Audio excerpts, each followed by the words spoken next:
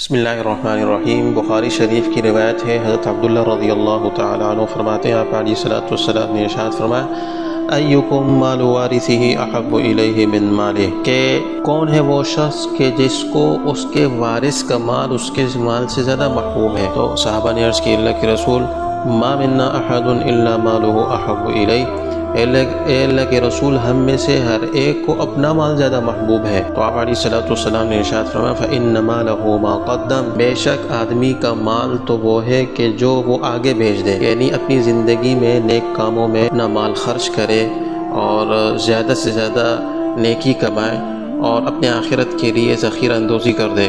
ومال وارثہ ما اخر، اور اس کے وارث کا مال تو وہ ہے کہ وہ نیک کاموں میں خرچ نہ کرے اور مرنے سے پہلے اپنا وہ مال چھوڑ جائے۔ تو جو مال زندگی میں رہ گیا وہ وارثوں کا ہے، آپ کا نہیں ہے۔ آپ کا اصل مال وہ ہے کہ جو آپ نے آگے اللہ کی راہ